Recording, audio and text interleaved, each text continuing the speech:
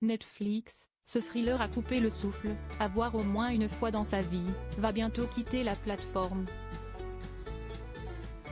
Lors de sa sortie en salle en 2019, ce long métrage américain réalisé par Todd Phillips avec Joaquin Phoenix avait sensation auprès des critiques et du public.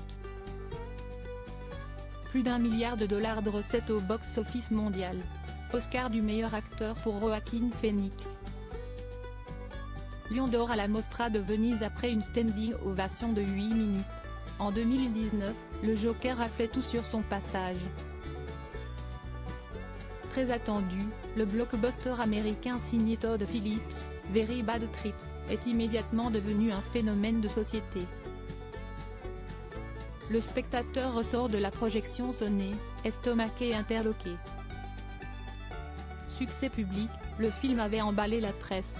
Mise en scène sèche et puissante. Récit politique asphyxiant et violent, pouvait-on lire dans La Voix du Nord.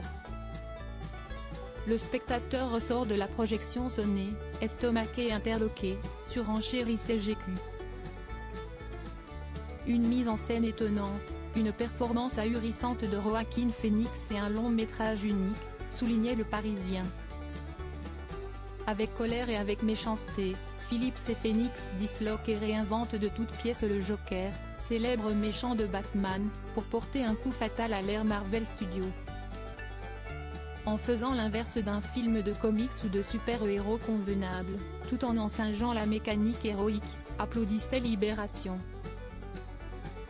Contrairement aux autres films de super-héros, ce long métrage de 122 minutes offre une plongée stupéfiante dans la descente aux enfers du personnage culte du Joker et dont la manière dont ce dernier est devenu fou. Le film se conclut d'ailleurs par une scène époustouflante interprétée avec brio par Joaquin Phoenix dans un hôpital psychiatrique. En 2019, Joker avait été un réel succès critique et au box-office. Le long métrage avait enregistré 1,07 milliard de recettes mondiales. Il est devenu le premier film interdit aux moins de 17 ans aux États-Unis à passer la barre du milliard de gains. En France, le film avait aussi cartonné avec un total de 5,61 millions d'entrées.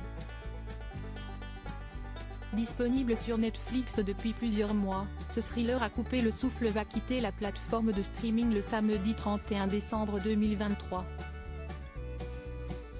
Il ne vous reste donc plus que quelques jours pour le redécouvrir.